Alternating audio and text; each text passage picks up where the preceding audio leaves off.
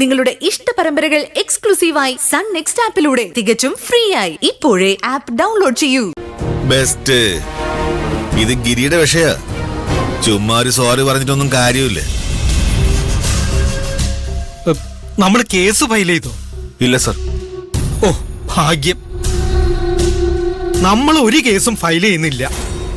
എത്രയും പെട്ടെന്ന് ഫോർമാലിറ്റീസ് എല്ലാം തീർത്ത് ഡ്രൈവറും വണ്ടിയെ നമുക്ക് വെറുതെ വിടാം. അതുകൊണ്ടൊന്നും പ്രശ്നം തീരില്ല സാറേ. ഗിരിയേട്ടന്റെ ആളെയാ ഫ്രാൻസിസ് സാർ അടിച്ചിരിക്കുന്നത്.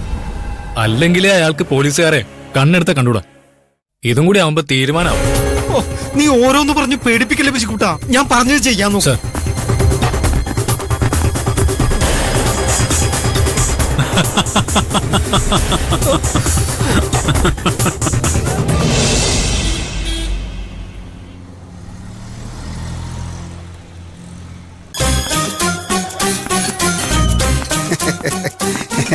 എടാ, ഈ മാസം ഞാൻ ജയിക്കുന്ന രണ്ടാമത്തെ കേസായത്.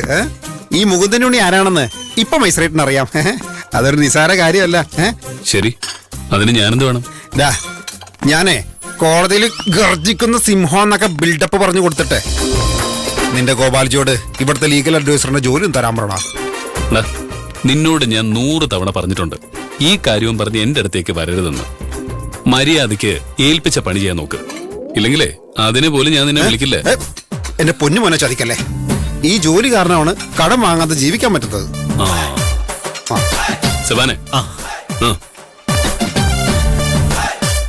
ഇന്നലെ രാത്രി വന്ന ലോഡ് ഇറങ്ങിയോ? അത് ചെയ്ത് കാണില്ല. എല്ലാത്തിനും ഞാൻ വേണമെന്ന് വെച്ചാലേ വലിയ കഷ്ടമാ. അതല്ല ഗിരിയേട്ടാ, നമ്മുടെ വണ്ടി ഇന്നലെ എത്തിയില്ല. എത്തിയില്ലേ? അതാ അത് ഇന്നലെ പോലീസ് നമ്മുടെ വണ്ടി പിടിച്ചു ഗിരിയേട്ടാ. പോലീസ് തന്നെ നമ്മുടെ വണ്ടി പിടിക്കുന്നേ? നമുക്കല്ലേ പെർമിറ്റ് ഉള്ളതല്ലേ? ഉണ്ട്.